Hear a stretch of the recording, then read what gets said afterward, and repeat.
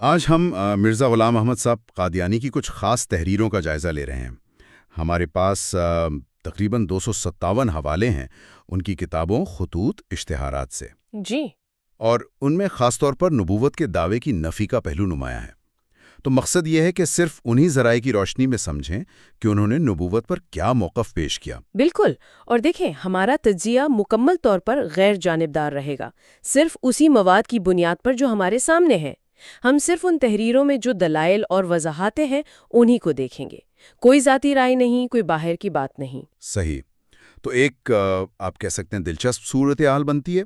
ایک طرف تو ان تحریروں میں نبوت کے دعوے سے صاف انکار ہے، جی ہاں، لیکن دوسری طرف کچھ الہامات کا ذکر ہے جہاں نبی یا رسول جیسے الفاظ بھی آئے ہیں۔ تو آئیے دیکھتے ہیں کہ ان ذرائع میں اس بظاہر تضاد کو کیسے بیان کیا گیا ہے۔ پہلے بات کرتے ہیں واضح انکار کی۔ کئی جگہوں پر تو انہوں نے بالکل دو ٹوک کہا ہے کہ وہ نبی ہونے کا دعویٰ نہیں کرتے، ہے نا؟ جی ہاں، متعدد حوالوں میں یہ بات بہت واضح ہے۔ صاف لکھا ہے کہ جو لوگ ان پر حقیقی نبوت کا الزام لگاتے ہیں وہ ٹھیک نہیں کہتے۔ اچھا۔ اور ساتھ ہی اس پر بہت شدت سے زور دیا گیا ہے ان تحریروں میں کہ وہ حضرت محمد صلی اللہ علیہ وسلم کو خاتم النبیین مانتے ہیں، یعنی انبیاء کا سلسلہ ختم کرنے والا۔ اور یہ خاتم النبیین والی بات یہ تو بہت ہی مرکزی حیثیت رکھتی ہے ان کے موقف میں، ان تحریروں کے مطابق۔ یقیناً ان ذرائع کے مطابق تو وہ ختم نبوت کو اسلام کا بنیادی عقیدہ سمجھتے تھے، اور جو اس کا انکار کرے اسے دائرہ اسلام سے خارج سمجھتے تھے۔ یعنی کوئی گنجائش نہیں تھی ان کے نزدیک۔ ان تحریروں کی روح سے تو یہی لگتا ہے کہ حضرت محمد صلی اللہ علیہ وسلم کے بعد کسی بھی قسم کی حقیقی نبوت، چاہے وہ شریعت والی ہو یا بغیر شریعت کے، مستقل ہو، اس کا دروازہ بند ہے۔ ٹھیک ہے، یہ تو ہوا واضح انکار اور ختم نبوت پر ایمان کا پہلو، لیکن پھر سوال اٹھتا ہے ان الہامات کا جہاں ان کے لیے نبی یا رسول کے الفاظ استعمال ہوئے، ان تحریروں میں اس کی کیا وضاحت ملتی ہے؟ جی، یہ بہت اہم نکتہ ہے اور اس کی وضاحت ان تحریروں میں موجود ہے۔ ان کے مطابق یہ الفاظ اپنے حقیقی یعنی لغوی معنی میں استعمال نہیں ہوئے جو ایک صاحب شریعت یا مستقل نبی کے لیے ہوتے ہیں۔ اچھا، تو پھر کس معنی میں؟ انہوں نے وضاحت کی کہ یہ مجازی یعنی میٹافوریکل، ذلی یعنی ریفلیکٹیو یا بروزی یعنی مینیفیسٹیشنل طور پر استعمال ہوئے ہیں۔ مجازی، ذلی، بروزی یعنی استعاراتی مفہوم۔ اس کی کچھ مزید وضاحت ہے؟ مثلا ذلی یا بروزی سے کیا مراد لی گئی ہے؟ جی، ان تحریروں میں بتایا گیا ہے کہ ذلی سے مراد ہے حضرت محمد صلی اللہ علیہ وسلم کا ایک روحانی عکس، ریفلیکشن ہونا، اور بروزی کا مطلب ہے کہ آپ صلی اللہ علیہ وسلم کے کمالات کا کسی دوسرے میں ظاہر ہو جانا۔ تو مطلب یہ ہوا کہ یہ کوئی نیا یا آزاد عہدہ نہیں ہے، اچھا، بلکہ یہ حضرت محمد صلی اللہ علیہ وسلم کی مکمل پیروی اور محبت کا ہی ایک نتیجہ یا عکس قرار دیا گیا ہے۔ تو اس کا مطلب یہ ہوا کہ ان ذرائع کے مطابق کم از کم وہ خود کو ایسا نبی نہیں سمجھتے تھے جو کوئی نئی شریعت لائے یا حضرت محمد صلی اللہ علیہ وسلم کے بعد کوئی برابر کی یا آزاد حیثیت رکھتا ہو۔ بالکل یہی نقطہ واضح کیا گیا ہے۔ انہوں نے لکھا کہ ان کی نبوت سے مراد اصل میں محدثیت ہے، اسے جزوی نبوت بھی کہا گیا ہے۔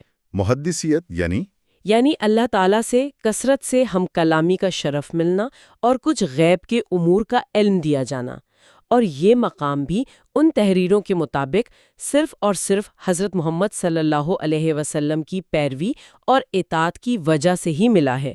یہ نبوت محمدیہ کا ہی ایک فیضان ہے، کوئی الگ چیز نہیں۔ اسی سے جڑی ہوئی بات یہ بھی ہے نا کہ انہوں نے بار بار خود کو حضرت محمد صلی اللہ علیہ وسلم کا امتی کہا ہے، پیروکار۔ جی، یہ پہلو بھی بہت نمایاں ہے۔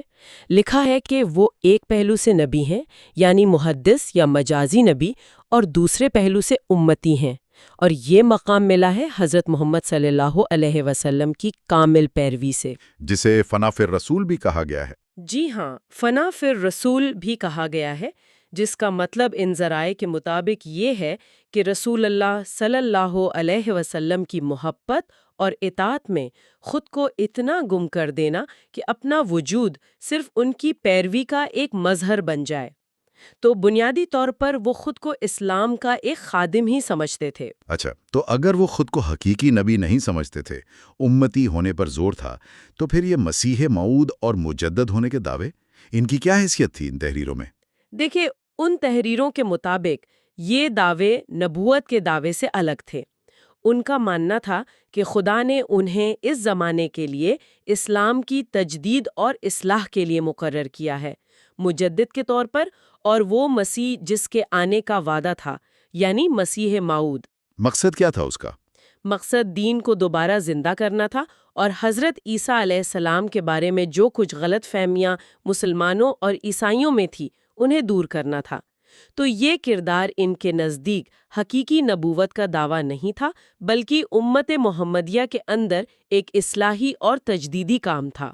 تو اگر ہم ان تمام یعنی 257 حوالوں کا خلاصہ کریں جو ہمارے سامنے ہیں، تو تصویر یہ بنتی ہے کہ مرزا غلام احمد صاحب نے ان مخصوص تحریروں میں حقیقی اور مستقل نبوت کا دعویٰ کرنے سے صاف انکار کیا۔ جی، انہوں نے حضرت محمد صلی اللہ علیہ وسلم کو خاتم النبیین مانا اور اپنے لیے جو نبی کا لفظ استعمال ہوا اسے مجازی، ذلی، بروزی یا محدث کے معنی میں لیا، جو ان کے بقول پیروی رسول سے ملنے والا ایک روحانی مقام تھا، کوئی آزاد نبوت نہیں۔ بالکل۔